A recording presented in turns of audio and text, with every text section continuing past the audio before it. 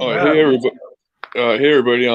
Welcome tonight. Appreciate all you being here. Tonight I got Cam on panel with me here. Hey Cam, how's it going? Pretty good, dude. What's up? And not much. Thank you for joining me here tonight. I really appreciate it. Yeah, absolutely, man. Thanks Um, for inviting me up. and no problem. Um, hey Tracy. Hey Gabby. Hey Kat. I see Rod. Hey Dusty. Hey Nick. Hey Sabrina. Hey Vic. Bryden. Locke. Um, yeah. So why don't you just start from the beginning, if you don't mind? You mean like when I first started catching, or like what got me into catching? Like, yeah, what got you into the catching and all that? Like, what inspired you? Okay. Well, I'm sure most people know, but when I was a kid growing up, I went through a lot of difficulties with my dad. And a lot of things took place. I don't want to dive too in depth into any of that because I've Okay. already done that on my channel, Yeah. and it's very emotional for me. Mhm. But when I got older, I remember watching Chris Hansen all the time, and I really loved that show a lot. And one day I discovered YouTube and all these catchers on YouTube, primarily CC Unit, CPP, um, PP Mass. That was around the time I started watching, I think, when he just started. And it kind of grew on me, and I decided I wanted to give it a shot. So, Nice. Yeah, I guess a lot of the catchers say, or people who are involved with this community would say it all started with Chris Hansen. I remember watching him too. Like me and my mom were like a huge fan of the show, you know. hmm yeah, I like that old vibe too. Like, I don't know what it is, but like older TV documentaries have like that nostalgia kind of feel to them, I guess, as you could say, versus like modern day documentaries. But I like the documentary aspect of it. Yeah, I do too. Like his show was on for quite a long time, you know. But Yeah, and then, it kind of grew, kind of like how the preg catching community, grew and changed how we go about doing things. But I think what hit me the most about that show was that it was very informative. It kind of showed a little bit behind the scenes mixed in with the interviewing and then the police at the end. It wasn't just like you were sitting there watching cops, even though I like that show too. But yeah, it was such a great show. oh yeah, I grew up on Cops too, and America's Most Wanted. Yep. Do you remember there used to be an actual TV channel everywhere called Court TV? Yeah, I was a huge fan of that. Me and my mom would always watch that Court Yeah, Court TV. TV used to scare the shit out of me when I was when I go visit at my mom's was the only time that I got to see it. My dad never let me watch TV growing up. Yeah, When I go to yeah, when I go to my mom's, however, I would leave the TV on all night when I go to sleep, and I'd wake up sometimes. That show used to scare the shit out of me because it'd be like posting like pictures of like the crime scene on the TV with all the blood and shit. yeah. And I'm not a fan of blood, so yeah, dude. There was a lot of good shows back then. um, you're from the Florida area, right? Yeah, I'm from the Tampa Bay area. More specifically, I was born in St. Petersburg, Florida, but grew up in Largo, which is the same county, and then later moved to up near like Ocala, Florida. Yeah. So the reason why I asked because when you brought up Court TV, the one case that came to mind was the Casey Anthony one. Yeah, I remember when that was like a big deal on TV too, with all the trials. Yeah. I remember me and my mom would just be glued to that case nonstop. You know. Do you remember the Scott Peterson one too? Oh, Scott Peterson, I remember. Yeah, I Yeah, remember that very well. He tried to appeal it recently too, if I'm not mistaken. did he? I didn't hear Yeah. about that. What's that other one? Jody Arias. Yeah, um, dude. Uh, I'm not going to get too much into it, but the shit that I went through at the beginning of last year, I literally thought I was going to be the next Jodi Arias victim story. Oh man. Yeah, I don't want to touch on that, but yeah, but like all those cases, so it's just it captured you, you know. Like you just Yeah. couldn't keep your eyes off of it, you know. The only thing I just don't like, didn't like about Court Two is that Nancy Grace came from there, Yeah. you know. But yeah, she's so annoying. But do you remember the first sketch that you did? And if so, what was that like? Yeah. So the first catch I did was before I actually could go live on YouTube, Hmm. and I barely knew what I was doing with Facebook Live at the time. So, like, I know people have seen parts or bits and pieces of my first catch on YouTube that I uploaded, but I didn't get that nice like all the way through film. Like, I think like the Facebook stream ended for whatever reason at the beginning of the catch, and then like halfway through it started back up again. And I remember I was sitting at Donnie Two Hands. Everybody knows who he is. Oh yeah. Um, I was sitting at his job, which was a kava bar at the time, hanging out, Hmm. and I was decoying, and I had a couple leads that night. I had another guy that was a lot older and actually could speak English, and then he kind of got scared last minute. And I was very amateur at decoying at the time too, so I remember the guy wanted to talk to me on the phone and hear my voice, and I never did a decoy call at that point. So I didn't really know how to do it. So I called him up, and I did not sound like a kid at the time. I was horrible at it, and he hung up and blocked me immediately, knew it wasn't real. Hmm. So then later that night, we got the pred that I caught for the first catch. And I remember I didn't want to go by myself. I was super nervous. And Yeah. I asked a few people at the Cabo bar, I was like, hey, I'll buy you all a round of drinks if you guys could just come with me and hold a camera. That's all you have to do. Hmm. And at that time, I watched a lot of CPP and saw how he did it. So I had an idea of how I was going to approach doing it based off of how he did it. Um, it was just mostly trying to come up with the courage, I guess, to approach some random dude in the middle of a really not so great part of St. Pete at that time at night. But these guys, they agreed to come with me, a couple of dudes, and they did a pretty decent job, dude. One of them spoke Spanish, so he translated for me. Um, Nice. and then the pred got arrested.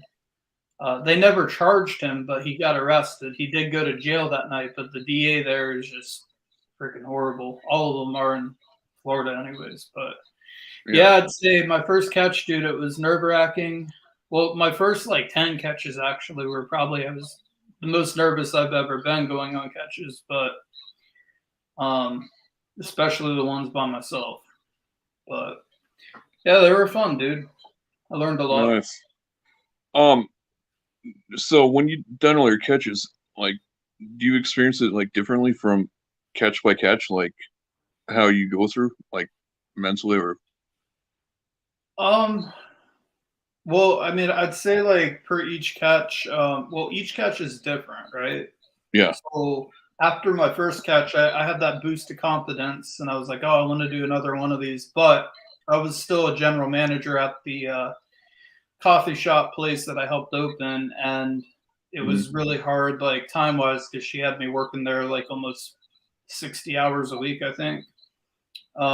So I usually would decoy while I was there, had no customers, and my second catch I got was the one where I got jacked up in the face. Hmm. Um, I was super excited going into that one, and I had a little bit more confidence because it was at the apartment. I was doing it at my apartment complex where I was like, oh, there's a lot of people there. There's cameras.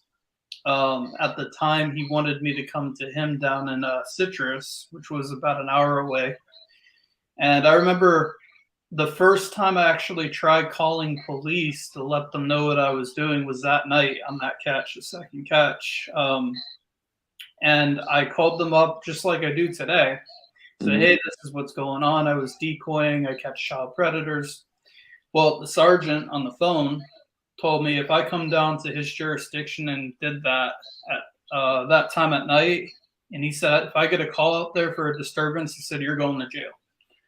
Yeah. So after the threat that I go to jail if I confronted the pred, I knew legally that I could do it. It's it's not illegal what I'm doing, and I'm an adult. But Mhm. anyways, I invited the pred up to me, and I was really wrong on that one, dude. I didn't even bring my pepper spray with me. I didn't have anything on me to defend myself, and Mhm. uh, my neighbors, or well, the people that lived in that apartment building, just basically watched him like completely obliterate my equipment and break my nose, and no one like tried to break it up or anything either. So Yeah. after that catch, my confidence was like, a little bit shot back down again, and then that third catch I did for like 2.5 hours. All of these were on Facebook, by the way. Or wait, no, I'm sorry. I think the second catch was on YouTube. Mhm. Correct me if I'm wrong. Maybe someone remembers in the chat. I'm pretty sure it was on YouTube. Are I, you I I sure? think so. I think it was. That was the first one I did. Okay. Um, I wasn't sure if I uploaded it to YouTube or not, but I remember people were watching the stream, and so it must have been on YouTube. Yeah. Um, but yeah, the third catch, the one that always keeps getting deleted. I've re-uploaded catch number 3 probably about, I don't know, 6 times now, or Mhm. restreamed it 6 times. But that I think that was one of my best interviews I've ever done. Um, was that catch? Well, catch number 3 and 30. But Nice. hey, what's up, Damon? Hey, Damone. Hey, Lynn. Hey, everybody that's just joining us. Thank you for being here. I appreciate it. Um, when you interview, like when you talk to them, like what do you go through exactly? What goes through your mind when you like talk to them?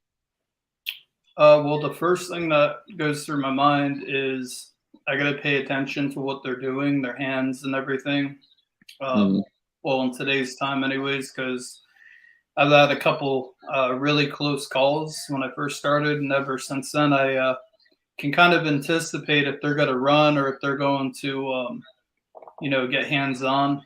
Um, so that's the first thing that goes through my mind. I always look at their hands when I approach them to see what they're doing, if they're going to go reach for anything, or if they're nervous, so you can see them fidgeting. So then you kind of know to be on high alert. When people get desperate and nervous, it's when they make, unrational decisions, which can lead to really bad things happening. So, um, and then my next thing I would say is I don't really think about the questions I'm going to ask. I kind of just let myself do it unscripted, so that way it's just comes out more natural. Yeah. And I kind of let the chat logs guide the way, and kind of bounce back onto the chat logs, and that way we don't get off and we're not saying the same thing to every single predator and all that. But I'd say that's pretty much it. Well, now when I have police involved, most of the catches I've been doing as of lately, the police are there. So now not only am I like thinking about the catch or interviewing the pred, um, I got to think about like the coordination with law enforcement as well. So Yeah. Um, Out of all the catches that you've done, which one stuck out to you the most? Like that you remember? catch number 30, that was the one that RAPED'd his 6-year-old daughter, Oh my and it God. was like a 4 hour long catch.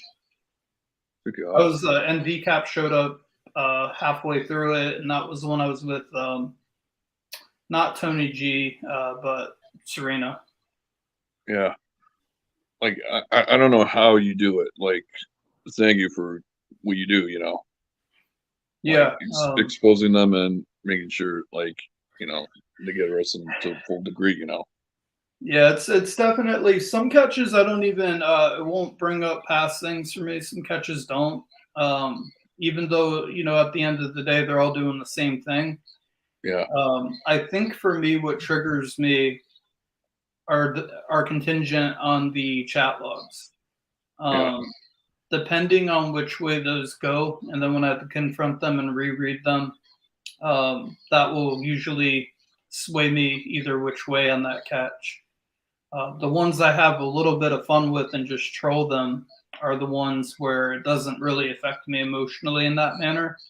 hmm, So it allows my mind to kind of expand a little bit and get creative, just take little tiny jabs, almost like a slow burn, and then when the police show up, they're done. So that's pretty much, my view on it. like, is there like any point though when you confront them, like you just want to turn the camera off? And I'm sorry, repeat that. is there any moment like when you confront these preds, like you just want to turn the camera off and beat them? No, I'm not really a violent person, even when I get really mad. Um, I'd say maybe a couple of them that crossed my mind, but I don't think I ever thought about turning the camera off because I think I'm more worried about like legalities. Like if they say I did, like I actually legitimately hurt them or something, then I would go to jail. Yeah, Uh, of course. I think what keeps me pretty much on the reg, you know, uh, clear-minded on these is because if anything happens, each catch can be any catcher's last catch, right? We've seen what happened with Hmm. that recently. Yeah, Any catch can be your last, and then you got to think like of all the future predators that you're not going to catch. So if you attack one of these guys and shut a camera off, and now you're in jail and you're being told you can't do this anymore, and you got to delete your channel, um, you're going to get a lot of predators that you're not going to catch anymore. It's like a one and done type thing. So kind of motivates you to do everything, by the book, I guess. yeah, it's true. I never thought of it that way. But when you first came into the community, what was your first impression of it? Honestly, I didn't really know too much. I had the catchers that I watched. I used to comment here or there, I think, in Tommy's chats or PP, or was it PP? No, not PP Mass. Shafiq's channel. Yeah, But I didn't like interact with other people in chat. It was just more directed towards the catcher, and I had no idea like who were allies and who didn't like each other. Like I didn't pay attention to any of that, and that's why today, like present day, I went an entire year without any major drama between me and an actual catcher channel. yeah, Because I don't take sides. I like everybody. I try and be respectful. Because at the end of the day, I do the same thing now that they do, and I appreciate all the work that goes into it. I know some catchers have decoys and stuff like that, which honestly decoys need more recognition, but um, I do all my own decoying for the most part, and nice. so I can understand both sides of going out and catching, and also the decoys that put the time into it. And you know, I never really noticed it, and then obviously these other channels started popping up, like Eds or Bills or whatever, and at Hmm. that point in time, you're already kind of like friends with a lot of people that hang out over there, and Ed and Bill Yeah, have done some behind the scenes work for me along with Locksmith. Um, But I just stay neutral, dude. It's not hard to do. yeah, that's true. Like when we stay neutral too, we still get crapped on for it. You know, Yeah. which I rather that happen instead of picking sides. I'm not going to be dictated to by anybody. You know. Hmm. But when you do the decoin though, what's that like exactly? Like how do you Um, experience that? well, so for me, if I'm not in the mood, the decoy, or I got something going on, anyone that's followed me the last year knows that I had a lot of stress going on. A couple months got really bad for me, where I just took a break from decoying. Or sometimes decoying for me is a way to get away from all of that. So like that swing that I was in Atlantic City, New Jersey, doing one after another, Hmm. was one of those times where I just completely kind of distracted myself from anything personally going on with me that was wrong, by trying to do a good thing. Yeah. And but decoying is very tedious work. So if you're not on your game, or you're not feeling like sitting there and having a made up conversation with creep or whatever, Hmm. I just rather not do it at all, and just, either, well, now I have a regular job, I'll go do some more work, or I'll just take off and rest. Yeah. I've listened to so many decoys or decoy phone calls now for a long time, for about a year, and I just become completely numb to it. Like, but it's still disgusting at the same time. Like Yeah. hearing all that stuff. Like decoys don't get enough credit that they deserve. Yeah, So I want to say thank you to you and everyone else that's a decoy. Like, thank you for what you do. I appreciate it. You're welcome. Yeah, it's one of those things, dude, that um and also too, like when I first started, I was so eager to catch a lot of preds because I was a new channel. I was trying to get my name out there, show people that I do know what I'm doing, and that my mission is like, I'm gonna go as hard as I can at this. So I used to talk to like 5 to 10 predators at a time, and that's one of the reasons why I would get banned all the time, is because I learned over the period of time, it's not how many you can do all at once, it's how well you can do per each one. So if you take all that energy, instead of focusing on 5 preds at one time, put it into just one or two. Because Yeah. I don't do long term decoying like APP would do, for example. She's decoying for other catchers mostly. Hmm. Um, so I would say like I'd put all my energy into one, and then go catch him, and then move on to the next one. And you got to keep your story straight too if you're talking to multiple ones at one time. So, Yeah. um, but yeah, dude, it's very tedious work. It's very time consuming. I know people don't really. I don't do a lot of like lives while I'm decoying. Hmm. But every time I decoy, I have to drive and park at a police station, because most of the time I'm working with law enforcement. Yeah. And that way I'm right there. I'm ready to go. When they tell me that they're ready to meet, I don't have to worry about calling the police or making my way to the sheriff's department to show them all the evidence. I'm literally right there. I just got to get out of my car and go knock on the door and be like, hey, I got a catch. Hmm. And then the other side of that too is a lot of DAs want proof. Well, at least I've had a few DAs ask me, well, how can you prove that you were physically in our jurisdiction having these conversations? Yeah. Well, that's very easy to do when your car is literally on the police camera. So, Um, what was the most? I hate to ask this, but I'm going to ask it anyways. Like the times you decoyed. Do you remember the one that stuck out the most? Like, who was the most like graphic and disgusting? You don't have to go into details or anything, but do you remember the like last which one?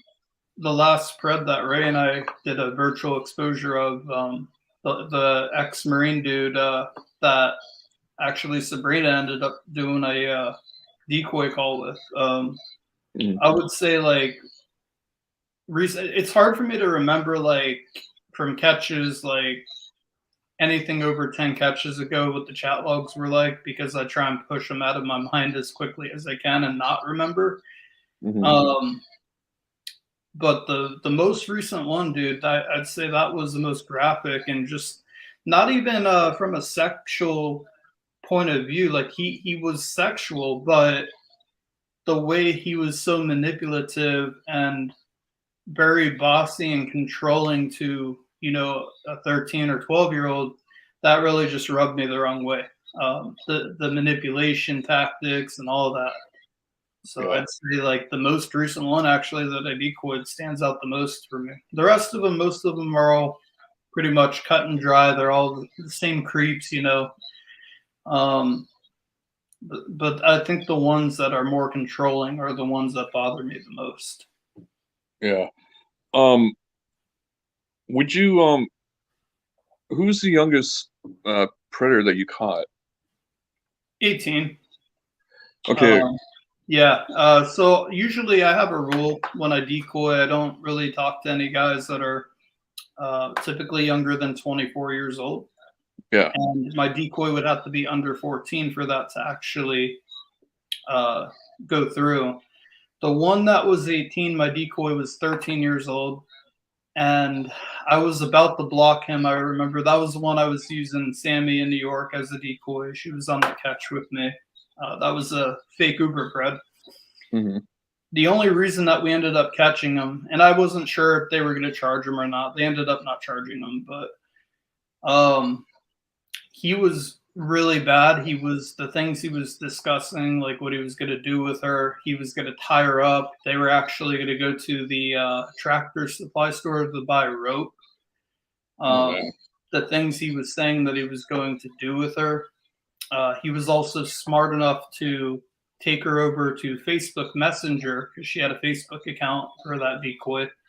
And he put his chat in incognito. So for me, that kind of told me, like, all right, this guy knows he's doing wrong, clearly, because he's trying to hide everything.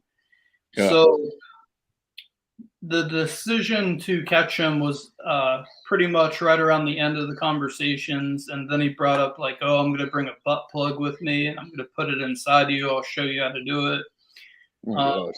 so we ended up doing it. I That was something I ran by the police too before I did a catch. I asked them, I was like, "Would you guys want any involvement with this? Here's the evidence. You know, he's 18."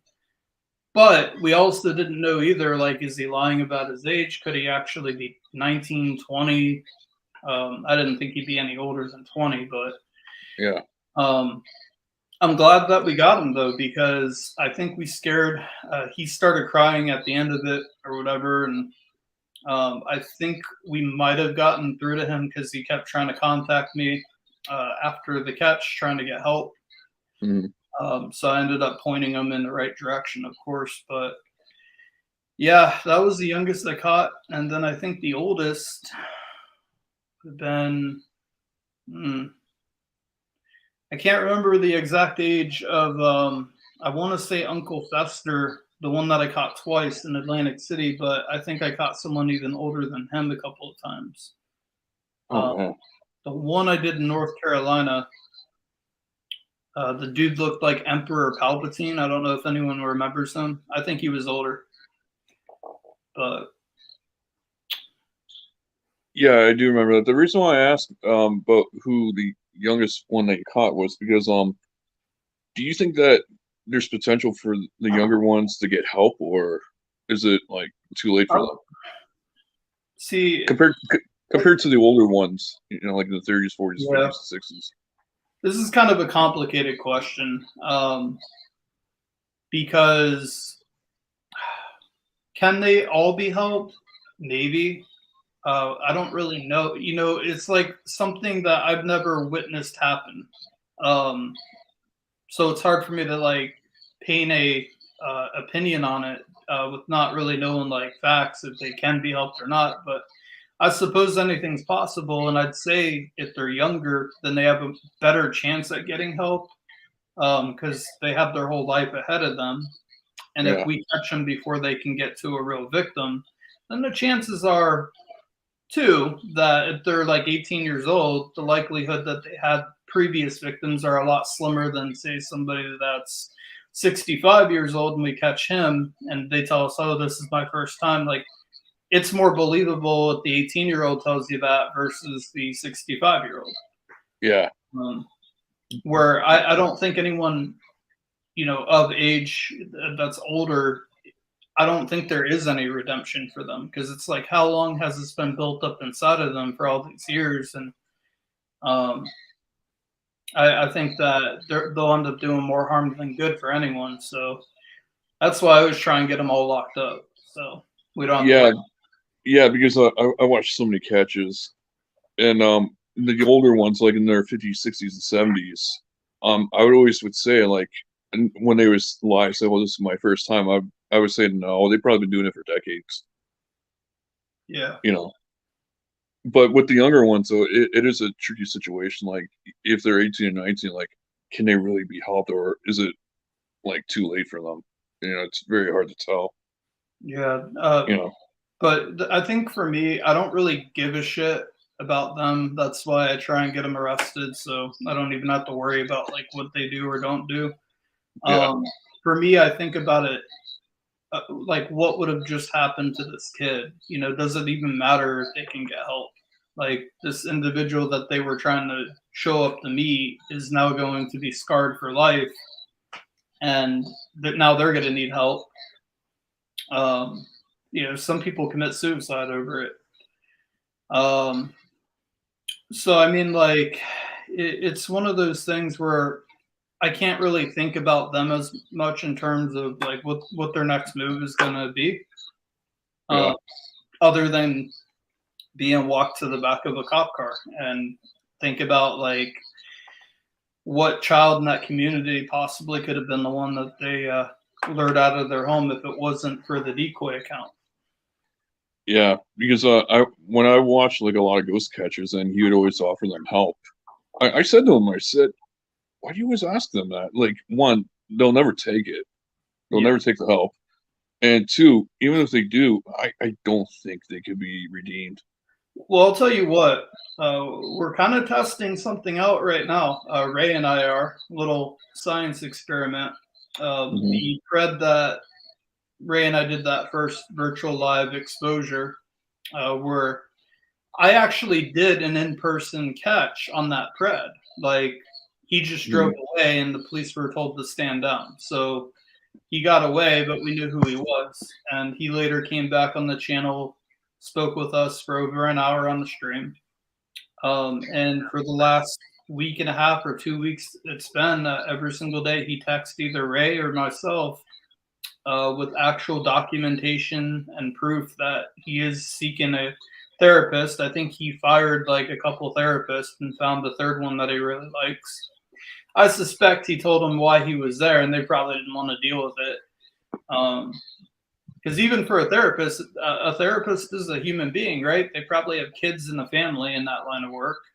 Um, and you got to figure from a parent's point of view, it's even if I was a professional therapist and someone came to me talking about, oh, I tried to meet up with a 14-year-old girl for sex and I was going to do this to her, I wouldn't want to listen to that. I think I would defer them to one of my colleagues.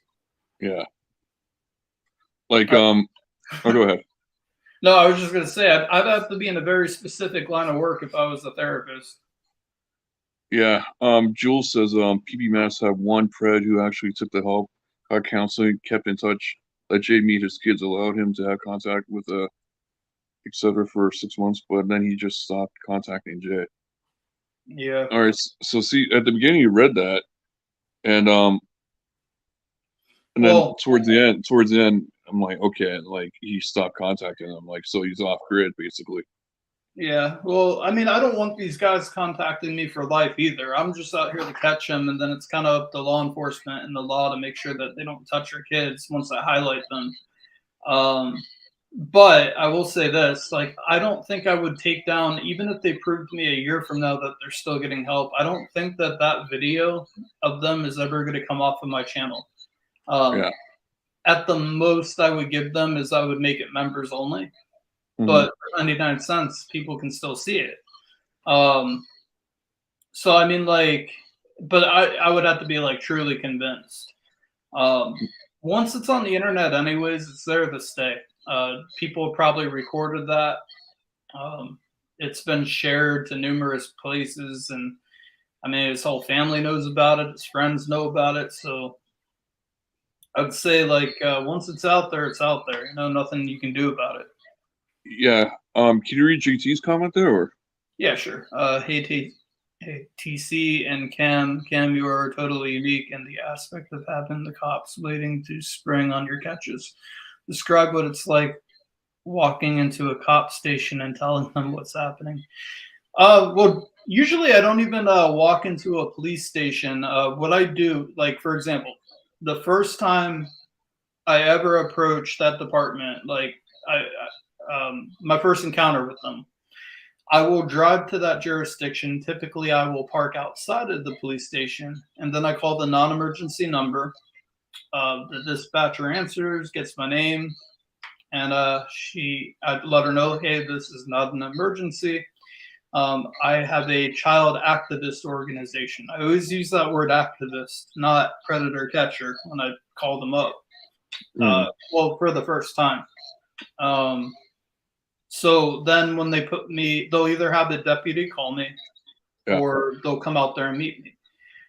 Typically, I always ask for the shift supervisor. So whoever's working that day, that is a lieutenant or captain, that's usually the ones that I try and speak to, and they're usually at the station. Once they come up to me, now I actually have a whole packet of information. The first thing that I usually hand them after I give them a brief description of who I am is a state statute showing the child solicitation charge, showing them how what I do plays into the statute and how that this statute gives them probable cause to act and prevent them from meeting up with a kid. Once that's done, my new thing that I get to do is I have a copy of my signed confidential informant form with one of the police departments I work with. So I show them that and I let them know, hey, I am a confidential informant for this department, but I do this all over without even being one at other departments. So right there, that kind of now, it kind of skips the part where they're skeptical. Like there's always been times with new departments that I've gone to and traveled to that are always skeptical of me. They'll go run my information. They'll, make sure everything's on the up and up. But now when I show them the CI form, they're like, okay, well, obviously this guy, is somewhat legit. So I noticed it's a lot easier to talk to him. Yeah. But I'd say before that, I'd have to go through the whole entire spiel. Sometimes I'd have to do it twice with that day's shift. And then when they rotate to different shifts in a couple days and I'm out there, now I have to do it all over again. Typically after the first catch at that department, it's usually a lot easier going forward because I kind of proved myself to them. I came there, I told them what I was doing. I do exactly what I said I was going to do. And I'll tell you what, I've done catches many different ways, and there's nothing like knowing that the police are literally standing or sitting in their vehicle right behind you when you walk in to do a catch. I know I could literally say anything I want to say to the pred. I can really hammer them if I wanted to, and not have to worry about like what the pred might try and do to me. The reason I don't do that is because, just like Alex does, I kind of got the idea from him. Because I've also practiced different kinds of interviewing tactics. The one that works the most is to be more open-ended with questions, be more laid back, let them get comfortable, because the more comfortable they are, the more they're going to tell you. And so that's kind of the approach that I've taken now. I love having Ray with me. Ray's going to definitely go on more catches with me in the future. Nice. Ray kind of brings that aspect of it where I don't have to be the bad guy. If I'm by myself, I'd rather just have nobody be the bad guy and let the cops be the bad guy when they put them in handcuffs. But yeah, that's pretty much how I go about doing it when I meet up with police. Have you ever encountered a cop that went against you? Oh, a lot. And how do you handle that? Like, well, we actually I didn't really publicly come out and bash him because I'm really trying to get the police nearby where I'm staying to work with us. But Jacksonville PD blew a catch for me and I don't know if you ever see his channel. I can't remember the whole name, but it's like Dub something. But he does some decoying. He decoyed a couple possible catches. There are Marines here in Jacksonville, North Carolina. It was the second time the Marine was supposed to come to Walmart. I remember Gina came with me. I did not go live on YouTube until, I don't go live anymore unless I actually know that they're there. Well, the Pred said he was there. He was walking around. Well, Jacksonville PD, I went to prior before the catch like I always do. They were told that they were not allowed to go there with me and be any part of it. But yet they had two uniformed officers just casually taking a stroll through Walmart. And I'm like, they knew that I had this catch at this exact time, and these cops are just walking in their uniform around Walmart for no fucking reason. They're not there on a call or anything. Clearly, they're not there to help me, because if they were, they would know not to be visible for the Pred. So we suspect the Pred came in there, saw the cops, and immediately turned around, deleted the app off of his phone, and left. Never to be heard from again. Then I have cops in Florida, or detectives down there, that always give me the speech about how I need to leave police work up to police, and detectives telling me that I'm muddying the waters and I'm doing more harm than good because I get in the way of their ICAC. I figured out with ICAC, because here's the thing, smaller departments that I've worked with, they're the ones that are more understanding and like what I'm doing. They don't get federal funding to do this. ICAC, on the other hand, still law enforcement. They have such an issue with it because it's literally written in their policy that if they work with civilians, they will lose their federal funding. So at the end of the day, it comes down to money. Mm-hmm. I mean, if you were told, like, hey, don't do an interview with so-and-so, otherwise, say you had an advertiser, hypothetically, that said they're going to pull their advertisements if you do an interview with a certain someone. You're not going to do that interview now, right? Because you don't want to lose your money. Mm-hmm. So I mean, it's kind of like that. Have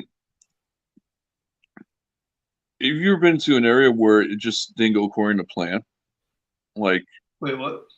Like, have you ever been to an area like where it just didn't go according to plan? Like how Alex and Ghost caught EDP in Bakersfield and he never got arrested. Like, maybe like doing a catch somewhere and they usually don't arrest but end up arresting. Yeah.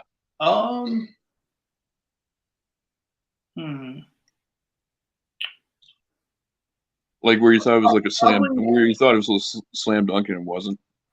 I don't think so. I can't.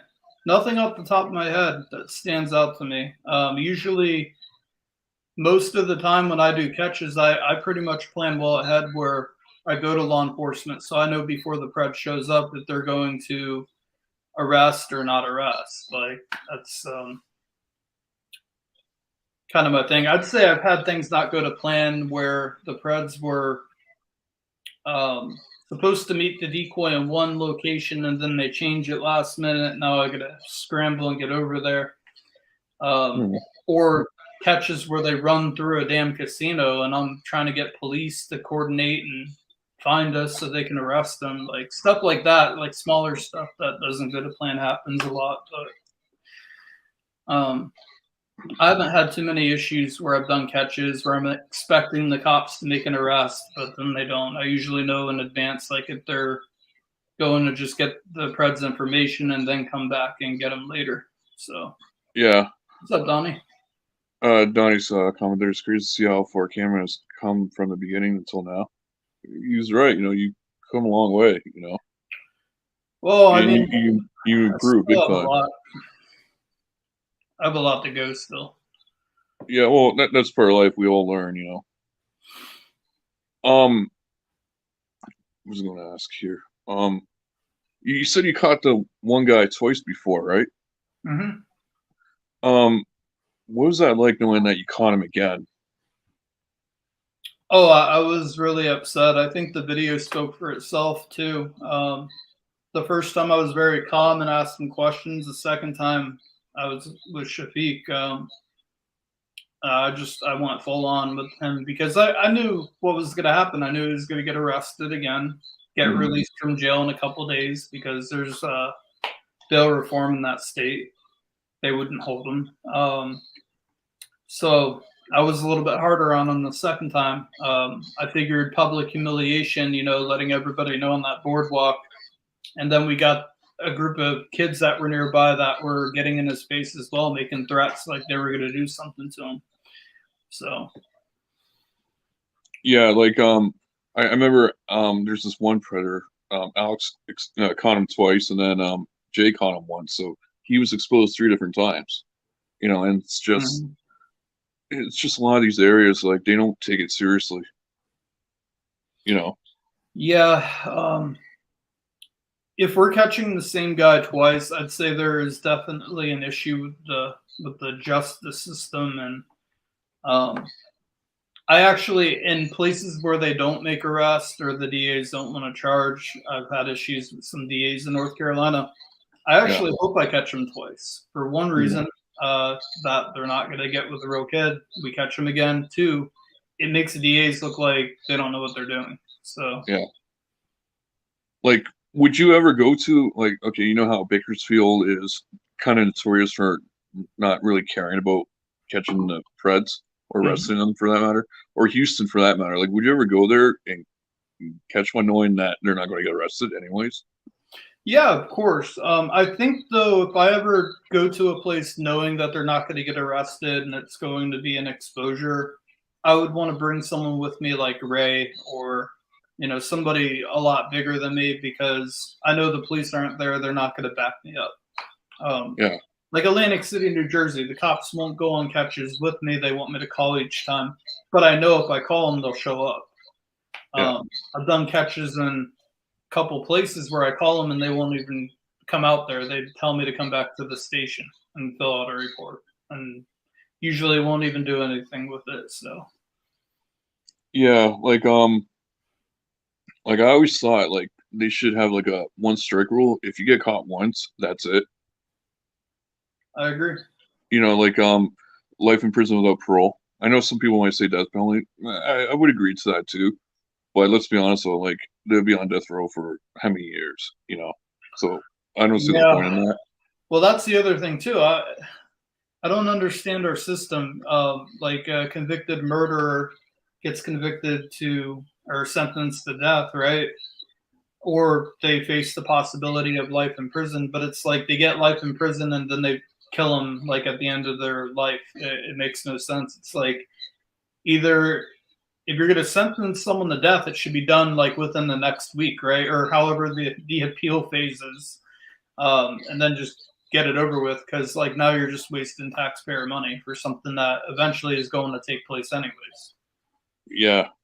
Like a lot of people also say too, like chemical castration. And personally I don't think that would work. No, no. I Um some of these idiots would rather or would actually enjoy having their dicks cut off. Um, yeah, it's like I mean, we catch a lot of bisexual men, so I mean, it's just one of those things, dude, where either lock them up forever or I don't know, put them on like maybe turn Epstein's Island into like a sex offender like haven and let them all go live there together. yeah, like a new version of Survivor. Um Sabrina from APP asks, it says, ask Cam if he heard the pred that roasted him in my call earlier. No, I have not. I'll have Well, to, I'll have to go back and listen to it. I was yeah. only there for like a couple minutes and then I had to dip. Uh text right about that. Chemical castration doesn't remove the fallacy. He's right. It's mind-boggling, like how many predators there are out there, like just getting exposed from all the catchers. Like it's just nerve-wracking to see all that. Especially the ones that, as I said earlier, get caught multiple times. Like Yeah. it all goes down to the justice system. One, Yep. either they don't care, or two, it's not a priority. Yeah, and I'll tell you this too. I think there was one guy in our community that actually did kill a child predator. Shout out to John Davis for that because that's something that a lot of people would love to do, but a lot of people don't want to go to jail for a lot of years for doing it. Hmm. Um, but I can only imagine, how amazing that satisfaction of getting rid of a child predator must have felt. Yeah, like I couldn't imagine like what John went through during If it that. was Like, legal, dude, I'd be showing up to these catches with an AR-15. If it was yeah, legal, like I'm not sure if it's me or not. Like, it seems like the laws are like trying to protect the predators more. yeah. Am I wrong on that, or No, you're absolutely correct on that. Everywhere, dude, even North Carolina. North Carolina's stricter than, say, New York or New Jersey, but a lot of states, like New Jersey, are defense pro states. So when it goes to court, the court's more in favor of defense than the yeah? prosecutors. But you got states like Alabama, Georgia, Florida, North Carolina, South Carolina. Even I think West Virginia is on that list too. But Hmm. a lot of those kind of states, it's more in the prosecutor's favor when you go to court. So, Yeah. but yeah, I mean, Um, what catcher would you like to do a collab with if you had the opportunity to? do I only get one or Um, okay, or your top three. You do top top three? three. Yeah. Courtney Elizabeth, we've already discussed doing a collab actually, whenever Mhm. we happen to be in the same place. Alex is another one, same thing. Um, and then the third one, see, I only got to do like a partial catch with him. I didn't really get to see. We didn't actually get to confront the pred, but that was up in Mass. I'd say FTK would be the third one. Nice. I just like his style, and I really think that, especially if I bring Ray with me, I think that would be a hell of a catch. FTK, me, and Ray. Yeah, like I think you and Courtney, that'd be a really good collab. Like I think you two are like very similar. We worked together on. She did a decoy call for me on that C Dick run pred that I caught, and Yeah. um, and then she called the police for me once, and then I called the police for her once. But um, I like her catch style, like how she's good at questioning the preds. I mean, you got to give it to her that one where she pepper sprayed the pred, but then still was able to interview him while the police were coming out there, Yeah. and he still got arrested. Like that was a hell of a catch. If that was me, after I made someone. I mean, the only time I made someone, the pred ended up running away, and I never caught him until police got there. So lots of Yeah. You ever thought about doing catches here in Canada? I'm sorry, You ever thought about doing catches here in Canada? Canada. Yeah. Oh man, probably not. I'm. It's not that I don't want to. I know you guys got catchers up there too, but Yeah. I at least want a fighting chance that they're going to go to jail. And there's a lot more places around where I'm at right now that need the help, and the odds of them going to jail are a lot better. So Yeah. traveling a couple thousand miles to that know 100% they're not going to go to jail. But if I had a reason to be up there, then yeah, sure. I'm never opposed to catching and exposing a child predator. Yeah. But if I get a choice in it, I'd rather do it somewhere where they're going to be held accountable. Yeah. Like our laws here, like when it comes to that, it's kind of screwed up. They need to Mhm. be fixed. They really do need to be fixed. Absolutely.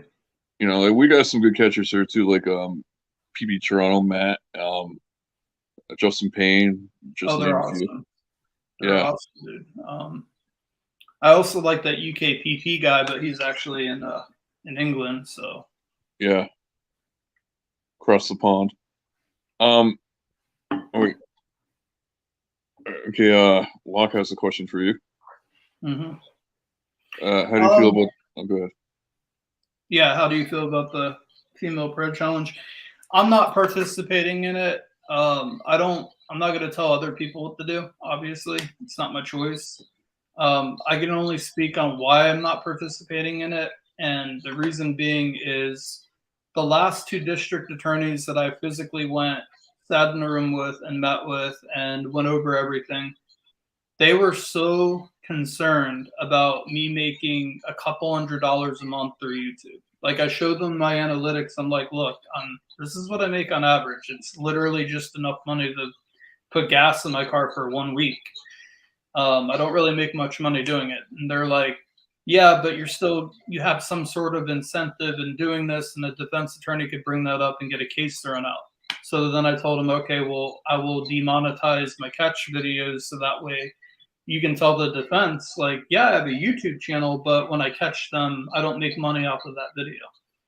Mhm. So imagine, like, if that same DA got wind that, and we got a lot of people out there that don't like catchers. Like, I mean, look at the one going around and sabotaging all the channels, and they watch us. So imagine if they called the DA and sent him like the link to the video talking about the challenge, and I catch a female pred. That DA is never in the right mind going to charge that predator. No. Also, you're looking at a civil lawsuit from the female because she can easily prove like there was a bounty put out on her before she even committed the crime. So it's just, I think it's because I am a CI with the department and I work so closely that would be very unethical for me to take $10,000 to catch two female preds. I've caught a female pred before. Well, it was a couple, but still the female knew what was happening, and so did the male. So there are female preds out there to be caught, but I don't believe in looking for one particular race or gender. I simply put decoy accounts out there. It's almost like you're targeting them, isn't it? Huh? Is it almost like you're kind of targeting them in a way, or? I don't know, dude. Well, you definitely wouldn't be taking other possible catches to take the ones that are female that come through, I guess. I mean, obviously, you would jump to the female catch before whichever one, but I just take them as they come. There's no way to plan or know if it's going to be a female or not. I can tell you right now, I've only been hit up by a female once, and when I told her the age, she wasn't interested. There's only the couple that they were both cool with it. Yeah. Sorry, JT. I don't know exactly about your question there about split towns like Stancia. I'm not sure about that. Yeah, that whole contest thing. It just I don't know. I don't know what to make of it. Okay. JT's like, it would be hilarious to lure a Canadian across the street.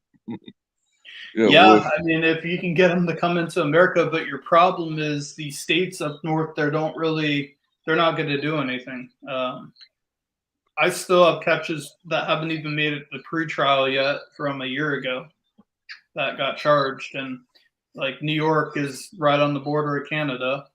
And, a couple of them, they got arrested, taken to jail, and then released the same day.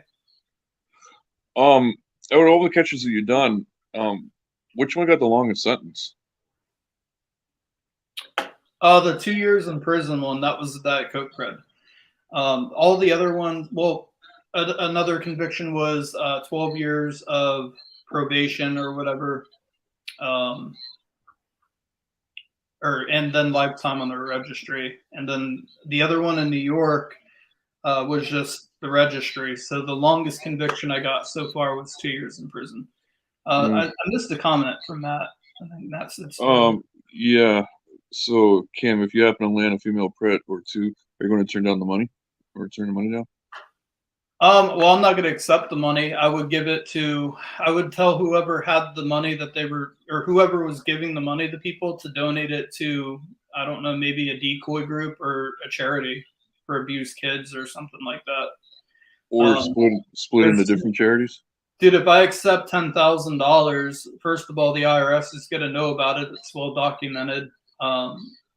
Whether I cash a check or it's on PayPal or Cash App, which means that any DA can find out easily if I took it, and I'm not going to lie. So the easiest thing to do is not take it. I would need the money. I would love to have the money, but not for that. Yeah, like obviously like donate it to like a special Mhm. cause or Yeah, I don't do this for money, man. If I did, this would have been the worst money making scheme in the last year of my life. Um, but I do it for so much more than money. I mean, you got my story thrown into it, then also the fact that it feels good to know that there's other kids out there that don't have to go through what I went through. So, yeah. I want to talk about the current state of the bread kitchen channels. mhm. Hang on a second. Thanks, Lynn. I appreciate that. Um, like, what do you think about what's been going on lately? Like, what YouTube's been doing to you guys? Well, I obviously don't like it, but I think I'm one of those kind of people that rather than get mad about something I can't control, I always try and think of the next best thing or a solution. I don't like it. I think that it's really bad that a couple people can go report your channel for cyberbullying and then they automatically just strike your account. Now you have to appeal it to get them to reverse it when it should not have been struck to begin with. Um, and that happens to a lot of catchers. And what happens is once you get more than 3 videos reported in the same day, they just take your whole channel down. Yeah. Um, so I have been fortunate to not have to worry about that as much now Hmm. because the other day I got reported on 4 videos. It would have been 4 strikes. My channel would have been shut down. Oh my gosh. But I was saved because I have a signed CI form. Hmm. So when I submitted that to the YouTube team and showed them all my videos are with police, I have police presence in them. They reinstated my videos and the appeal went through. There was only one that it didn't, and it was because I did not upload the CI form or tell them what I'm doing. Um, but other catchers that don't have the luxury of having a confidential informant form to prove to YouTube like you're working with police, it sucks. And but the solution, I believe, is going to be Twitter. I think Twitter is going to be the new preg catching place for the community. One reason being, Rumble's a great idea. I'm not knocking Rumble. I think I might create a Rumble account too, just to put my videos up there to store them. Yeah. But Twitter already has a whole community of people, and it's actually in the last 2 weeks, it has been the most popular social media app out there since Elon Musk took it over. And you can live stream catches. The I video, never knew. I never knew that. yeah. I actually today I put a few catches up on there. Now, until they change the video size that you can upload to Twitter, you have to actually stream the catch on there. So as if it was a live. So you StreamYard to stream the catch on there like a live. And Yeah. now I got catches up on there. Twitter's not going to delete the catches as long as there's nothing um, like you can't scam people, and also Twitter is very tough now on child porn accounts. They deleted 50,000 child porn accounts last week. Yeah. Elon Musk has been on the rampage, so I think Twitter is going to take over the preg catching, or like where people are going to do preg catching at. Well, live catches, anyways. Hmm. Uh, I think for my next live catch, I'm going to make a statement, even though I still have my YouTube channel. I think I'm going to do it on Twitter because then obviously people want to see the catch, they'll go over there, and then in a couple days upload it to YouTube. I'll put it everywhere I can. But that's just my opinion. Um. I'll get back to that in a minute. GT's like, I'm out cam, as was discussed. If you ever want me to be the fruit uncle on decoy phone saying, oh, he's a crazy boy, but not a cop and help Fred feel like he's med fam, I will definitely do that. Oh yeah. Well, the reason I haven't contacted you is because the dude stopped texting me. But he will text me every now and then. So yeah, man. It just would have been more for comedic relief, I guess, if we do it. But I'll definitely keep you posted. Yeah, thanks for joining, JT. Appreciate it. Pat Collins, like I just came across a video with 200,000 views of a college gym class, me poor bomb, and it shows the whole thing. You do priorities backwards. You know what? Yeah. He's right. I Oh. kind of. Oh, go ahead. Oh no. You go. I was going to say I kind of wish that Elon Musk would also buy YouTube. Yeah, I actually tweeted that yesterday. But yeah. So on Twitter, when I'm Hmm. showing the chat logs on camera or whatever, I don't have to worry about showing a dick pic on the video. Twitter Yeah. has porn accounts on it. Nudity on Twitter is legal. My account is set to 18 and up, so it's age restricted. Because I don't want anyone under 18 watching even the catch videos. Hmm. Um, but then now I don't have to worry about like sometimes when I'm reading the chat logs to the pred and the camera might catch the screen. It did a couple of times where there's like a dick pic or something. Now you don't have to worry about that. Or if you walk into a hotel room and they're jerking off when you walk in, well, you don't have to delete your live stream and re-upload the live because they were naked. You just roll with it on Twitter. Yeah. There's literally more you can do with Twitter, and as long as the people watching it are aware that these things can take place during a catch, like walking in on a naked pred. Hmm. Um,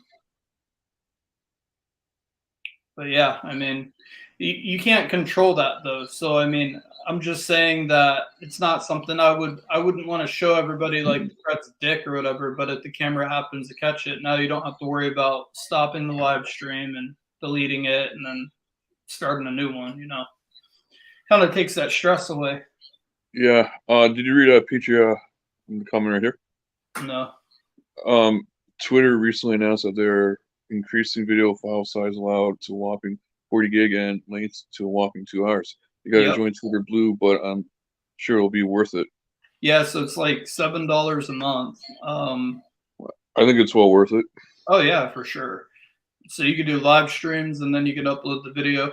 My only critique with Twitter is I hope when they start letting people upload long videos, I hope they add a subsection on your profile like YouTube where it says videos and you just click on there and it will show you all the videos. Yeah. Right now it's kind of like a shitstorm where all your tweets are in between the videos and Hmm. you got to scroll through everything to look them up. Yeah.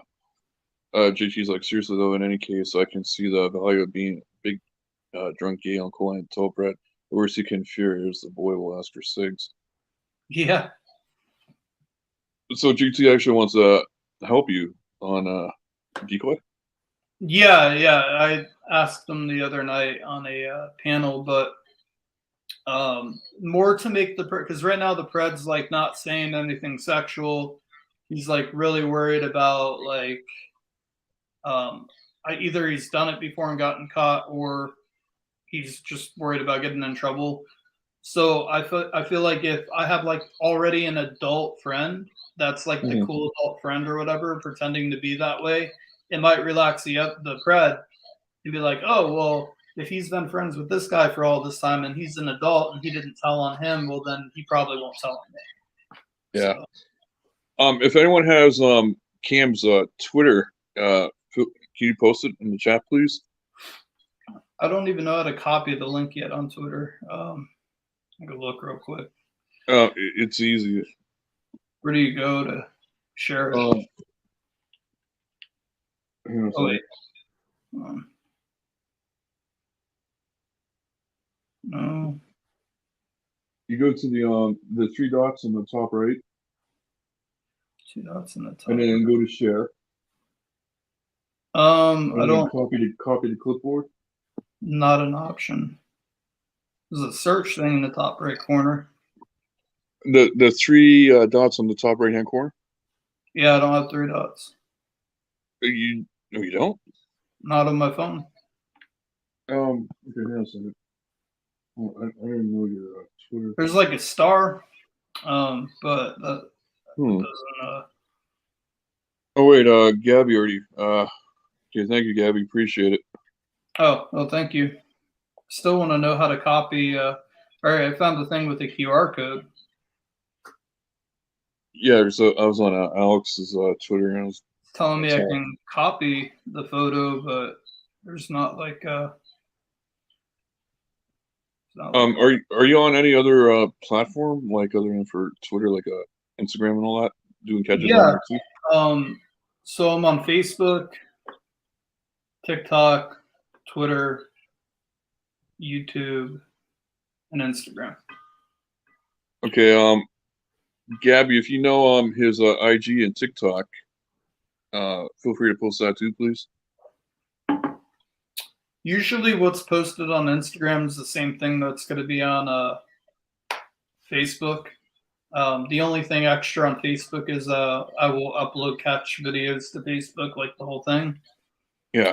Where Instagram and TikTok are more like shorts or whatever. TikTok's more just for fun. Like I post random stuff on there too, but um, if anything though, if anyone's gonna follow me on something, I would highly ask for Twitter so we can get Twitter. the account built. Yeah, I'm so glad that Elon bought Twitter. You know. It honestly, he's done more. Um, he's done more for the American people in the last month than the entire GOP has done in the last 4 years. You're right about that. Like, it's just so like I hope the other catchers go on Twitter too, because I'll be honest, Rumble's very not user friendly. Hmm. Like a lot of people are like 50-50 on Rumble. Like some people like it, some people don't. Yeah, and you can't go live from your phone. No, Alex has gone live a couple of times though. Yeah, but you got to do it from like home, I think, on a computer. Yeah, So it but kind of defeats the purpose of doing live catches. Like my next thing was I was just gonna do live catches on Facebook or whatever. But then when Elon bought Twitter, and I did some research and realized like if you go live on Twitter, you have unlimited data, so you can stay live for like I think realistically, if you want started a live stream, you could stay live the whole year. They're not going to shut it off. Um, so that's pretty cool. yeah, Yeah, I see, haven't created a Rumble account yet. If I don't need to, I'm not going to. I mean, you don't want to have too many places where people expect to see you at, and then you don't post videos there for a while, and they don't follow you on the other ones. So it's like I want to have like one main place where people know that this is where they're going to see the videos and all of them. Twitter, if I do all live catches on Twitter, then people know to come if they want to see the live catches there. And then they don't want to go to Twitter, then they know in a couple of days they'll see them on YouTube. yeah. So If you haven't followed Cam on Twitter yet, please do so. You see, he's thank you, going to be Gabby. doing more catches on there. But I'll And keep posting on YouTube until I can anymore. So yeah, like what's been going on lately, it just makes you shake your head. You know, like they're going after you guys, and then they're also going after the decoys too. You know, well, they're Sabrina also got. going after panel channels now too. Oh I yeah, think Ed. Whitakus got hit, and I didn't Ed know about that. Locksmith got hit. So or I So anyone think Locksmith associated, got a video deleted. huh? So anyone basically associated with the Fred Kitchen community is probably being Yeah, targeted. You know, I find that very I find that very suspicious. You know, I'll say it. Yeah, they're YouTube's a bunch of Pred sympathizers. You know, they yep. really are. But But I think that whole thing too about cops have to be there for YouTube to not take down your videos because I get videos deleted by YouTube a lot, or they were anyways.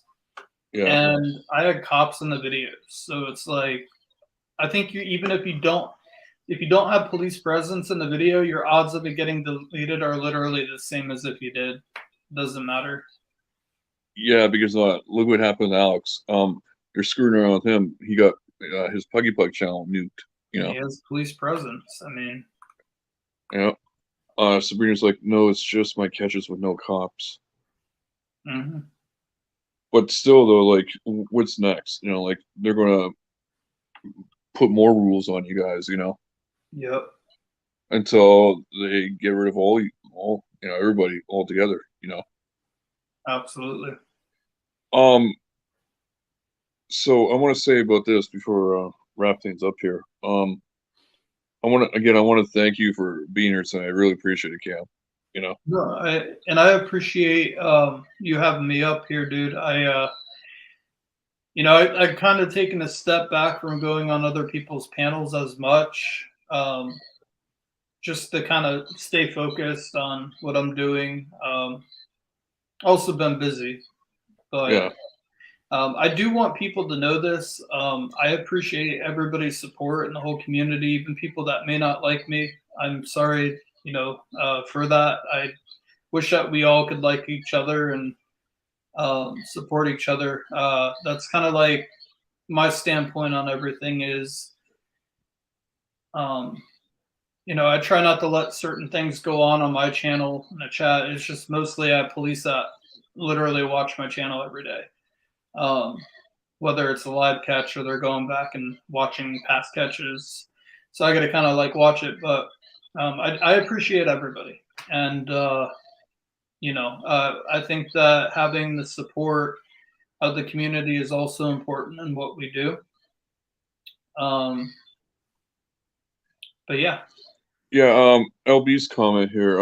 She's like, I came across a new catcher channel today who's not involved in the community, from what I could tell, and they aren't being messed with, and they are making mistakes. So seems the community and panels are highlighting people for YouTube to go after, unfortunately.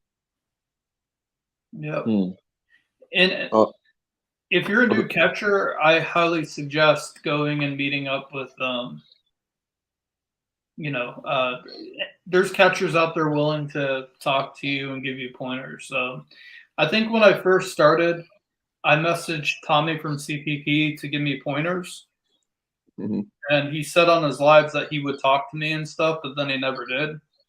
But then there were other catchers out there that did respond to me. Like when I first drove up north, PP Mass gave me his phone number and told me I could call him. Yeah. Um, I mean, so there are catchers out there that will help you, and there are some out there that won't. But I think asking questions is more important than going out there because this is something. Even if it's your first catch, you want it to be the best that it possibly can be, right? Like Yeah. you want to keep your mistakes to a minimum. It's okay to be super nervous, but you don't want to make mistakes doing this because even though that's your first catch, it's equally as important as your last catch because that individual you're catching is a real person and you're trying to get them sent to jail for a lot of years. So Yeah. I'd say ask as many questions as you can. Pat Collins, like, Alex said his channel was taken down due to having duplicate videos on other channels. Still, even if that's the case, still, like, who cares? You know, like, I'm not saying Pearson's channel got taken down. I'm saying who cares if he has duplicate videos on multiple channels? I know, You know, right? you Well, know, I stopped putting as many catches on my backup channel because I was worried about that happening. But I don't think YouTube knows, like, if I post videos on Twitter, that it matches up with YouTube. Or I say put all the catch videos on everything, but yeah. sometimes we don't have time for that. Gabby's like, you're appreciated, Cam.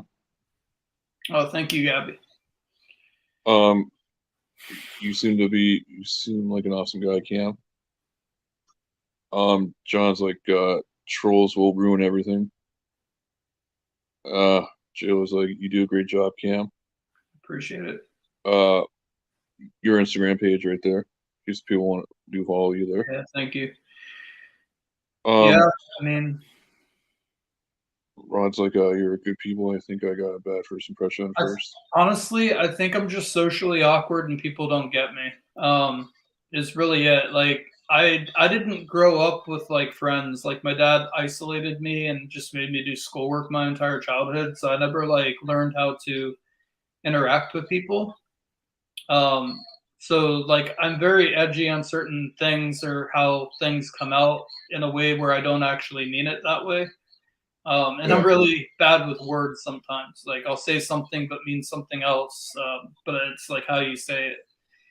Like, But that's why I okay. apologize a lot because I'm like, well, I didn't actually mean this or whatever. But um, all we can do is just try and do better, right? So Yeah. Thank you, Triple C, for that comment. I appreciate it. Um, yeah, something like if you had an opportunity to like fix the community, like how would you do it? well, what I would like to do is actually going to see if we can, if we can do this and get it done. I'd say it would be one of the top accomplishments from the year. Um, I'm already a member in like a catchers like chat or whatever where we all see each other's messages, except for some catchers aren't in there. Yeah. But I'm going to talk to them and find out if all of them would be willing to come on like a panel where we could just discuss things, maybe kind of throw things under the rug. Maybe if there's tension between a couple catchers, let bygones be bygones and start fresh. Because our biggest enemy right now is what YouTube is doing to all of us. Where none of Hmm. us are safe. I think that is the bigger plan. Like rather than fighting amongst each other, I think if we could all come together and brainstorm and come up with ideas, I think that we might be able to save our channels on YouTube. So that includes Tommy, that includes Alex, that includes PP Mass, that includes Ryan, even Southwest Jeff. He's done a couple of catches. So, if we can get that done, I'll put the idea out there. I don't see why it would be an issue. We'll just say like a 30-minute stream, not even anything that long. Just get everybody up there, no drama, no one will bring up anything. Hmm. Uh, and just kind of brainstorm. I'd like to see that happen. I'd like to see everybody come together. I know I have high hopes, and it's probably not possible, but the most we could do is ask. Yeah. Have a good night, Sabrina. Thanks for joining here tonight. Appreciate it. Yeah, thank you. Um, yeah. A lot of how should I say this too? Like just a lot of craziness happening lately in the community. Like a lot of people are like backing off. Like personally, I wouldn't recommend this community to anybody right now in the state it's in. You know. You mean the state that the community's in? Yeah. I think it. Well, I don't think this community is anything special, to be honest. It's just like everyday life. Any place you go, or any job you've ever worked at, or the way the government is right now. There's always going to be people that don't like each other, and there's going to be people that don't get along. Um, Sometimes, though, those people that don't get along can come together for certain things. So I think the state that the community's in it's not really much of a state. I think it's just life. You got a bunch of people on the internet that don't know each other. Some people don't use the real names for obvious reasons. Mhm. Um, and then you mix that in with pastime victims and people that have like myself, that have mental issues or whatever going on, stress going on in their personal lives. You throw them all together on the internet. I mean, it's not surprising what you're going to get from that. So I don't think it's anything special, dude. I think it doesn't matter what community you go into on YouTube or your job at work or whatever. You're always going to have situations where it's very similar. Yeah. Matt's right. You have to have thick skin to be in this community. You really do. Um, Sabrina from APP is like way too many big egos and big personalities. Yeah, she's not wrong on that. You're not wrong, but I already saw some of the catchers come together previously. I have faith. So for 30 Yeah. minutes, I think we could get everybody on the same string together for 30 minutes. Oh, or maybe for an hour. Just Or an to hour, see what yeah. If it happens. goes well in 30 minutes and we'll stay live longer. But we already kind of had that. The only person that I don't remember being there was Tommy, and that was it. Oh, and Rami? No, Tom. I said Tommy. I Oh, don't think he was there. yeah. That was No, I was going to say, was surprise on. Rami there? Yeah. Huh? No, I was going to say if Rami was there. I say invite Rami too. Invite everybody. I mean, maybe, Yeah, an open invite. maybe. Rami likes content and stuff, but I mean, maybe we all buckle down. YouTube will leave us alone. Like, Yeah, and uh, hopefully they understand. Like you guys are trying to do good. Um. Okay. Hang on a second. Oh, never more. It's like Damone. You had it set up for last night. Oh, okay. WPG's like, get it done, Cam, man. Don't invite anyone who is not a catcher. the only problem is I think there's more catchers than there's spaces on StreamYard. Like, I have a paid StreamYard account, and I think it only lets 10 people up there. So, like, would we have to do like Zoom? Um. Can you Zoom to YouTube? I don't know. Hmm. I'm not sure how many people you could have on Zoom. I don't use it, so Yeah, I don't know. I don't know how we would do that. I think you could have up to 12 on I StreamYard. honestly think this community is big enough now where there needs to be a once a year community like conference basically, and it could just be on the internet. We don't have to meet in person. Maybe one day we could all meet in person and do a bunch of catches in that same area together. I think that would be dope as hell.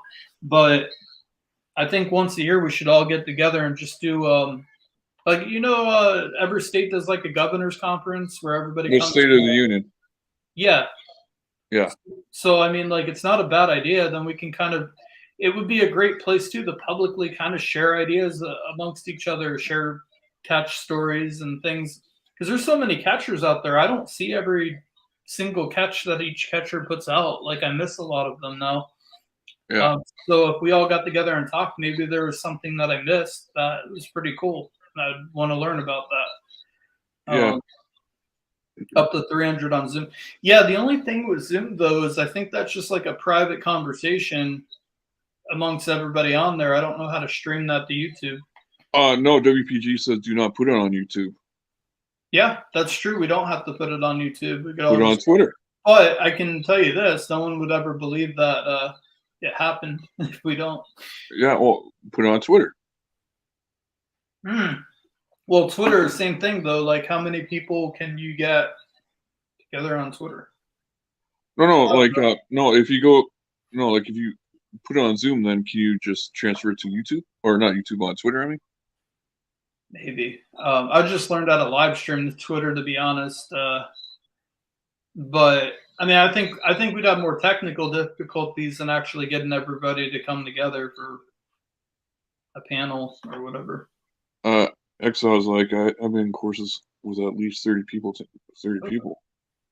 Yeah, I guess it doesn't have to be like every single catcher, but like I'd say the top catchers at least. At the very least, have all the top catchers there, like the biggest ones like Skeet and Alex, CPP, Rami, PP Courtney, Mass, Courtney, Courtney, yeah, CI, PHI, Ghost, yeah, a bunch, PTI. PTI yeah, is big now too. PvP, I'd like to be there. yeah,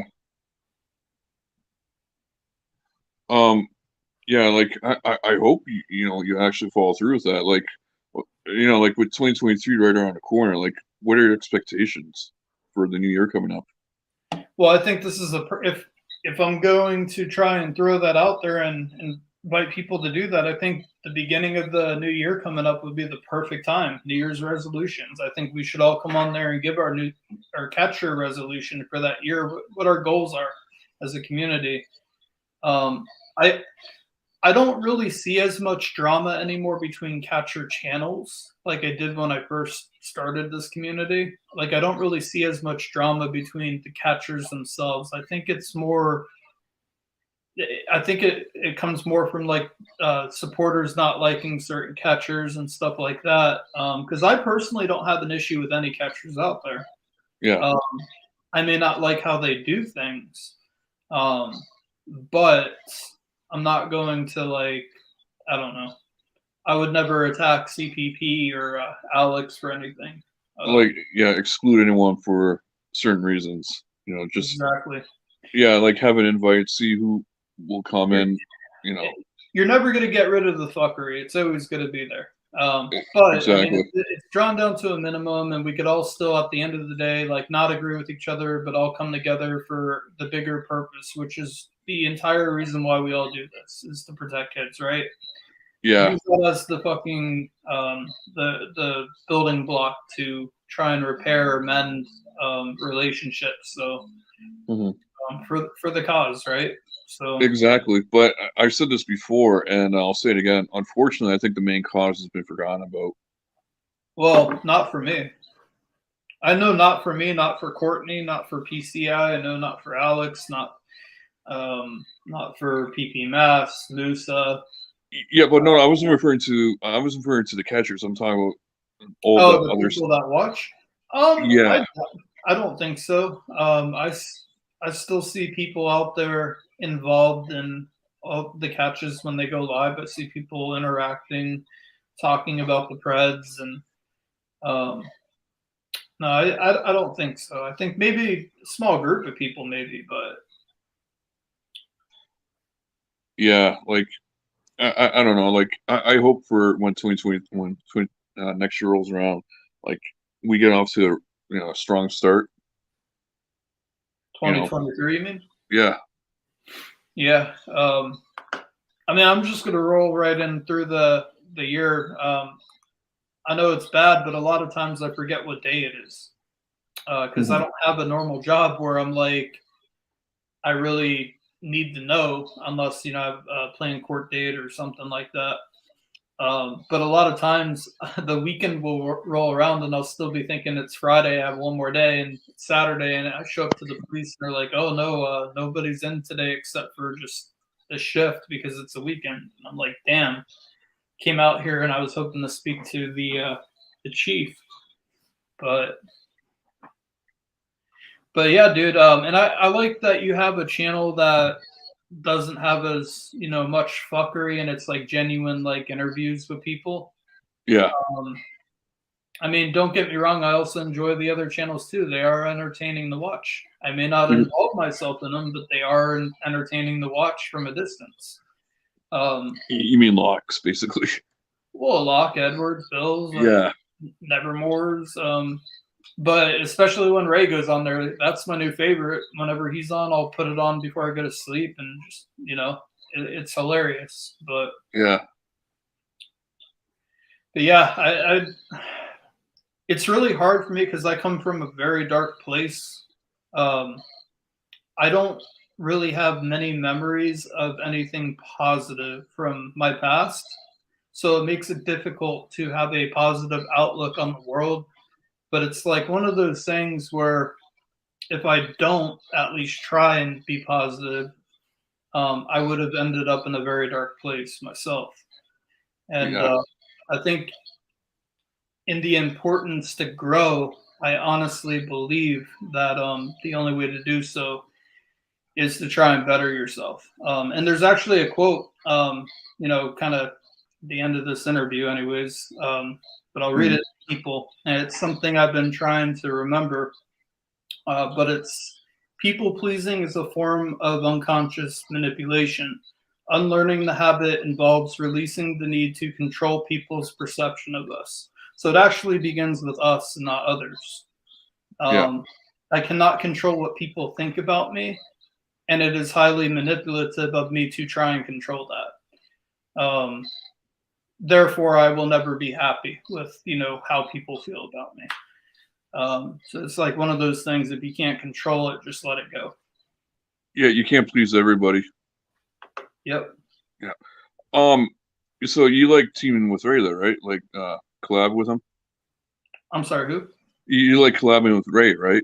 Him helping you Oh out. yeah, dude. Like if Ray lived closer, he would be a full time member of what I do. I just can't afford to drive to South Carolina. From here, anyways, he's at least 6 hours away, Yeah. um, and he can't afford or have the time to come all the way up here every single time. So, You want to say hi to Ray? hey, what's up, buddy?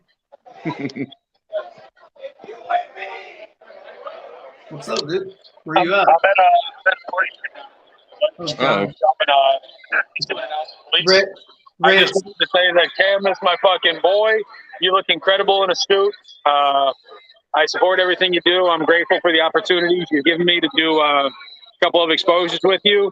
And for once, I'm happy that Terrence is actually doing an interview that stays an interview. Terrence, I'm incredibly proud of you, sir. thank you, Ray. Appreciate it, brother. yeah, thank you, Ray. I'm waiting for the locksmith interview part 4. Ray, Ray, it honestly sounds like you're trapped in a tin can.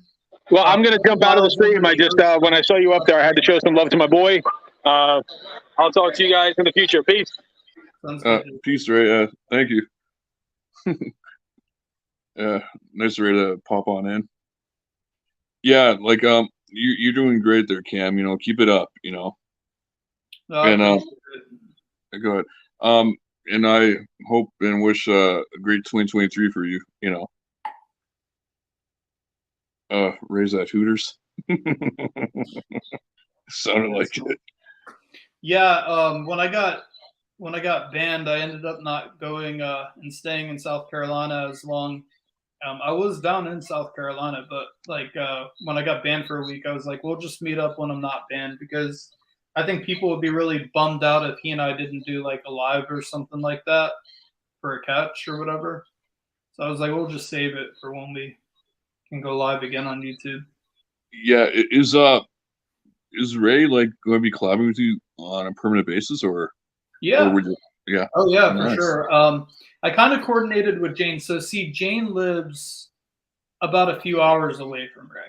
So Jane is basically my halfway mark, and if I go stay at Jane's for 3 or 4 days, I'm able to actually get to South Carolina to do catches, which is only an hour away from there, or parts of North Carolina. That would be too far and complicated for me to get to from where I'm actually living at in North Carolina. So basically what I'd end up doing is I would go to Jane's, do catches around there. If I get a really big catch, Ray will drive up and meet me for the catch. And then I'll take a couple days and go down and stay with Ray. So we'll do catches by him. So that's kind of the plan. And I'm at least going to do it every other week, as long as Jane's cool with me staying there for a couple of days. But yeah, without Jane being like, that waypoint to Ray, it would be really complicated. So yeah, like I believe you two are just knocking it out of the park. You know, like just keep up the great work. I think you two complement well with each other. You're welcome. And as I said, I hope a great 2023 for you. You know, and you get more catches, you get more of these sick individuals. Yeah, you too.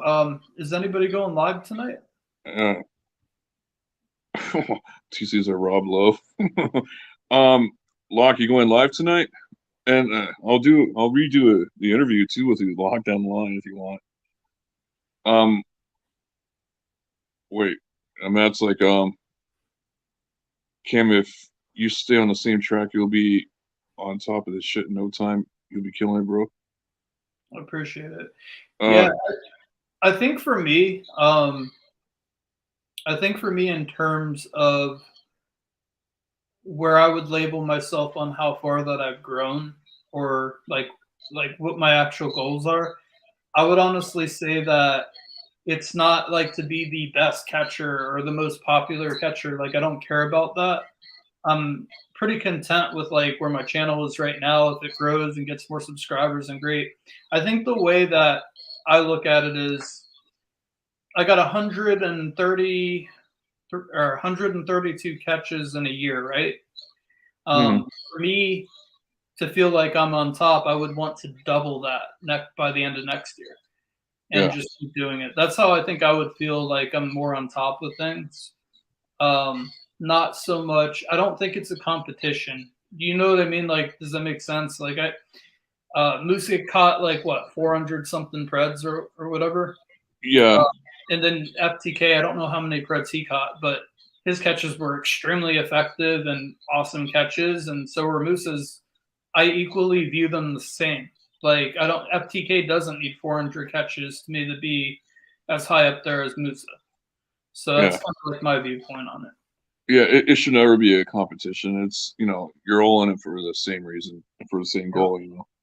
Respect to anyone doing this because the last year of my life has been a lot of people don't know a lot about me, but I've actually opened up my own businesses over the last 6 years. The same business that Donnie Two Hands runs, he'll vouch for me. I opened three of them, one for myself, two for other people. I've run businesses. I've had times where I made a lot of money, and then I did music for 12 years. Like I've done a lot of different things, and when I was a musician full time, I struggled a lot, financially or whatever. Most musicians do. Um, but I have to say, the last year of my life has been the most stressful year that I think I've ever had. And I think battling through it for the past year and still coming out ahead of it has been the biggest growing point that I've ever had to experience in my whole life. And also traveling to new places.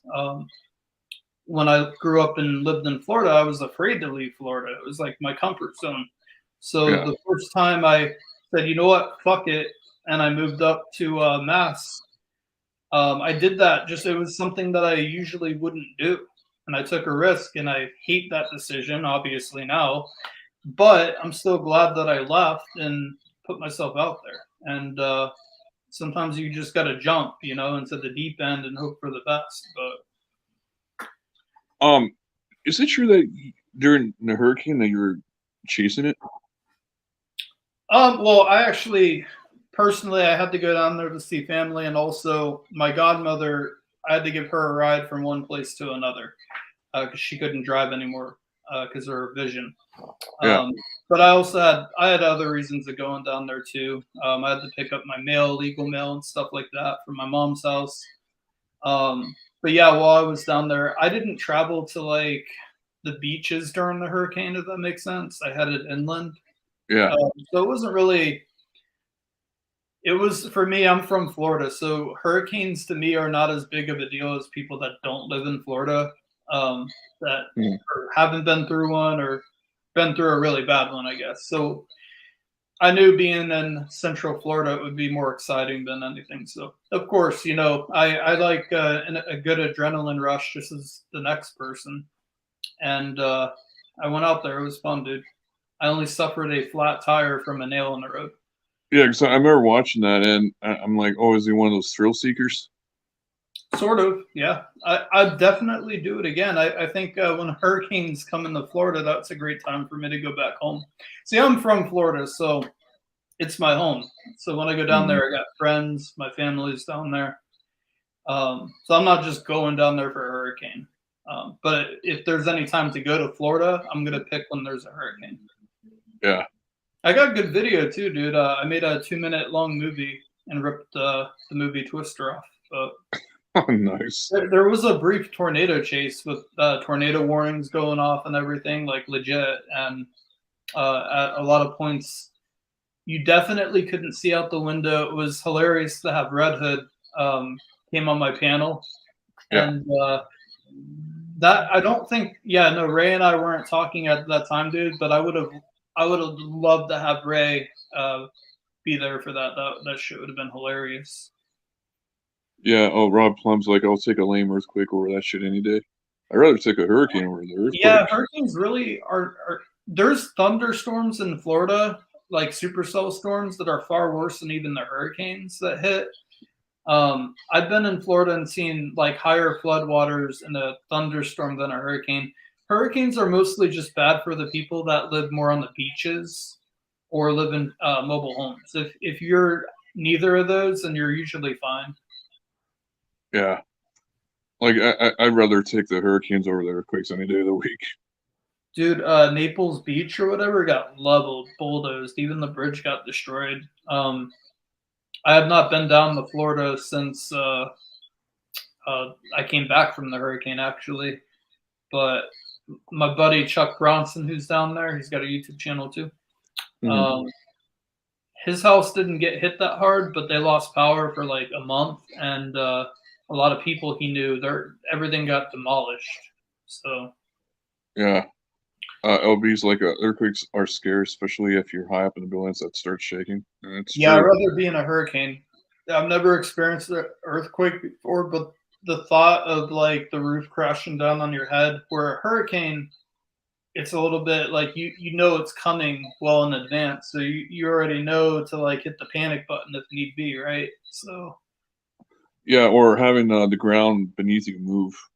dude, if I was sleeping and an earthquake happened and I'm in a deep trance sleep, I'll probably die because I won't wake up for it because I don't wake up for things like that. Yeah. So again, I want to thank you for joining me here tonight, Cam. I really Oh, do appreciate it. someone asked a really good question, real quick. Um, GP, I don't know if you see or it. you want to? Yeah, I'll read it. Webb, what's your end goal in your personal life? Do you want to get married and have kids someday? Kids are off the table for some, so just curious. Absolutely. It's one of those things where I would love to have it, but I feel like doing this would complicate the situation a lot. It would make it difficult to have that for myself, and it's something I would love to have, but um, you can't really expect something like that to happen. I don't think you can't plan for it. If it happens, it happens. You know, it's kind of like being in the right place at the right time, um, or in my case, a lot of times being in the wrong place at the wrong time. Um, but I think the mission of what I'm doing is going to come first for a lot of years. Yeah, like you're still a young guy, so like, how many more years do you plan on like catching Preds? Until I can't catch anymore. I mean, until there's not any left to catch, or I end up happily married and my wife's like, you can only do this once a week. Yeah, But then I wouldn't be happily married because I don't see that's what I don't want. I want to be able to do what I want to do and or have some kind of respect for doing it. I don't want someone. I'll never end up with somebody that is going to try and change me and keep me from doing things that I love, just as I would never do that to them. So, yeah, like you would have to keep those two worlds separate from one another. but this isn't like some complicated thing. Like realistically, if you're just doing a catch a week, you're still doing a lot. A lot more than most people do, and all you need is a good quality cell phone that you're willing to lose if the police take it, and a vehicle and internet. That's it. Yeah, Oh, and a good camera. So true. Sabrina's like, you can still have a family and do this. It's true. yeah, you can, but it would complicate it a little bit. Like for one, if I had my own place and I'm single, right, I would give no fucks about inviting a pred to come over to the house to catch them. But if you got kids there is not a chance in hell. And then also, if a pred figures out who you are and where you live, now your kids are at risk, and now you got to worry about that Yeah, for retaliation. So right now, it's super easy for me to catch because I don't have any concerns, as much. That's why I don't care if people know who I am. That's why I dox myself since day one. hmm. Yeah, like I don't know. I would just wait. Sabrina's like, I don't have complications cause I'm careful. You would have to be careful. It's true. Yep. Like you would have to be like really cautious too. So Yep, absolutely. But I'll cross that bridge when I get to it. Hopefully I don't have to cross it anytime soon, dude. It's definitely if something ended up happening to me in a good way like that, I would want it to be like genuine and natural. Like I don't want to meet someone really online. Dude, it would be so badass if I met a female cop and hit it off with her. I'd say that would be like my dream right there. yeah, And then just oh, forever do catches at that department, and they'll take me serious. yeah. Oh, I'll be part of Bill's the there tonight. It's I'm late. Sorry, I was flirting with yet another lady from the community. I look forward to seeing her on NBCap in the future. Oh my god! Wait, what? Bill. Oh my god! Thanks for joining here tonight, Bill. Appreciate it. Uh, Sabrina's like, when we expose, we have a rental car. That's it's cool. very smart to do that. It's very I smart to couldn't do that. afford that, but that is cool. Okay, right now over there, way to Gulf, Texas. Yeah, okay. So basically, I want to thank you again for being here tonight, Cam, and thank you for what you do. I appreciate you having me, dude.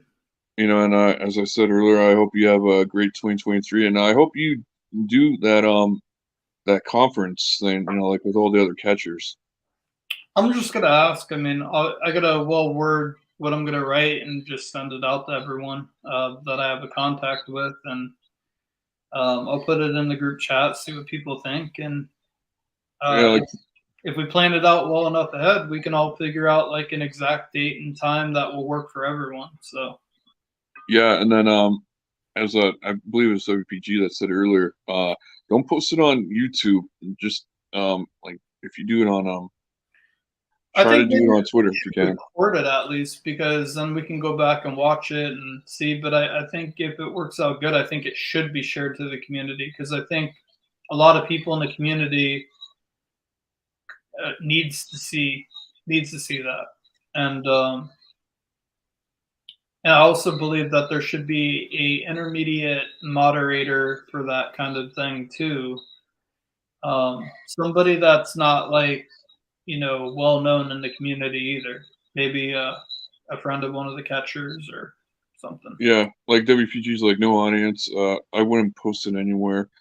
Um, you could. I disagree with that. I would still post it on Twitter. It's your best Yeah, area. maybe do it on a platform not YouTube, but somewhere else. Facebook, Instagram, Twitter, somewhere. TikTok even, I guess. I think it would be a positive thing for people in the community that go at each other, especially, you got Tommy people and Alex people. I think it would be good for everybody to see Alex and Tommy sitting there shooting a shit and having a positive conversation, joking with each other. I think that Yeah. would be healthy.